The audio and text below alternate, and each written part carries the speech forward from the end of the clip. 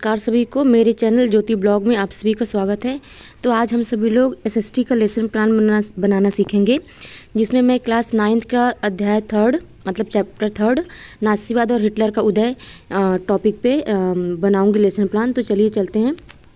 सबसे पहले हम देखेंगे सीखने के प्रतिफल में शिक्षार्थी जर्मनी में हो रहे नासीवाद और हिटलर के उदय के बारे में चर्चा कर पाते हैं। 1914 से 1918 तक चलने वाले प्रथम विश्व युद्ध के कारण और उसका जर्मनी पर क्या प्रभाव पड़ा वो जान पाते हैं। जर्मनी की आर्थिक स्थिति किस तरह चरमरा गई, शिक्षार्थी उस पर चर्चा कर पाते हैं। अगला पॉइंट है शिक्षार्थी जर्मनी में जातिगत भेदभाव, धार्मिक भेदभाव और वहाँ की सामाजिक स्थिति कैसी थी के बारे में चर्चा कर पाते हैं। दूसरा पॉइंट है हमारा सीखने के उद्देश्य। इसमें हम पहले लिखेंगे इस पाठ को पढ़ते समय बच्चे राष्ट्रवाद और नासीवाद के बारे में जानकारी प्राप्त कर पाते हैं। दूसरा पॉइंट 1914 से 1918 तक प्रथम विश्व युद्ध के दौरान जर्मनी पर उसके प्रभाव एवं कारणों के बारे में शिक्षार्थी अपनी समझ बना पाते हैं। तीसरा पॉइंट है जर्मनी में हिटलर के उदय और उसके द्वारा किए गए बदलाव के बारे में अपनी समझ बना पाते हैं।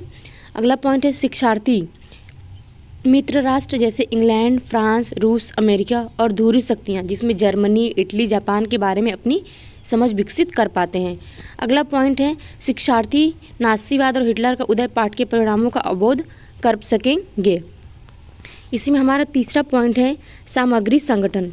जर्मनी में उभरते एक सशक्त नेता के रूप में हिटलर के बारे में तथा नासीवाद का समर्थन करने वालों के बारे में चर्चा करना। दूसरा पॉइंट है जर्मनी में नासीवाद के उदय होने के कारणों के बारे में शिक्षार्थियों से बातचीत करना। अगला पॉइंट है प्रथम विश्व युद्ध के पश्चात हुए परिवर्तनों व परिणामों पर चर्चा करना। आगे शिक्षार्थियों से बातचीत करते हुए उनके अनुभवों को सुनते हुए प्रकरण की उद्घोषणा की जाएगी कि आज हम नासीवाद और हिटलर का उदय पाठ का अध्ययन करेंगे।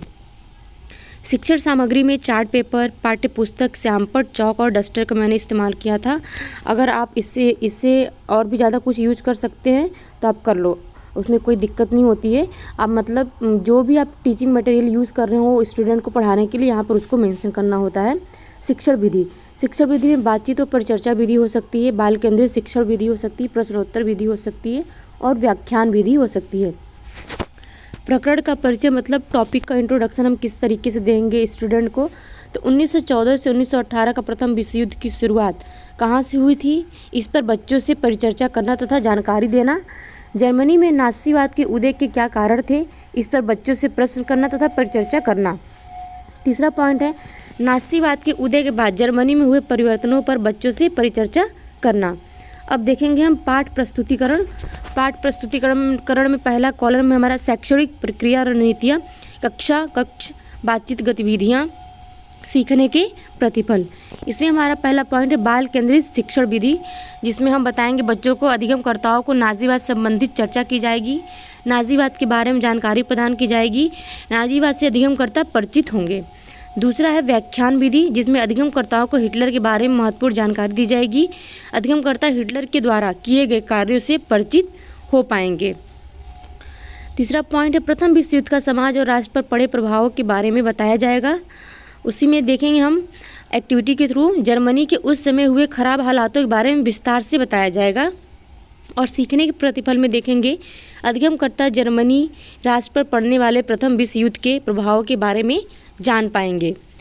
कक्षा से पढ़े पाठ का जुड़ाव, तो हम बच्चों को बताएंगे इसमें पिछली कक्षा में पढ़ाई गई शीर्षक के आधार पर अधिगमकर्ताओं के पूर्व ज्ञान मतलब प्रायर नॉलेज को चेक किया जाएगा और उनके अनुभवों को आज के शीर्षक से जोड़ा जाएगा। वाइमर गणतंत्र क्या है, प्रथम विश्व युद्ध का जर्मनी पर क्या प्रभाव पड़ा, इन प्रश्नों के कारण अब अधिगमकर्ताओं में जिज्ञासा उत्पन्न होगी और उनको बताया जाएगा कि आज हम नासीवाद और हिटलर का उदय पाठ को पढ़ाया जाएगा। आकलन में देखेंगे हम क्या क्या हम होमवर्क के तौर पे उनको दे सकते हैं क्वेश्चंस। तो प्रथम विश्व युद्ध कब हुआ था, जर्मनी में नासीवाद के उदय के क्या कारण थे, जर्मनी में हुए सामाजिक, आर्थिक और धार्मिक परिवर्तनों को बताया जाएगा। संदर्भ में मैंने एनसीईआरटी ऑफिशियल वीडियोस देखी थी कुछ, प्लस दीक्षा ऐप का यूज़ किया था और इसमें एक एनसीईआरटी की बुक जो 9th क्लास में पढ़ाई जाती है मैंने उसको भी देखा था। तो अगर मेरी वीडियो आप सभी को इन्फॉर्मेटिव लगी हो तो प्लीज़ मेरे चैनल को लाइक, शेयर एंड सब्सक्राइब करें और मुझे सुनने के लिए आप सभी का बहुत बहुत धन्यवाद।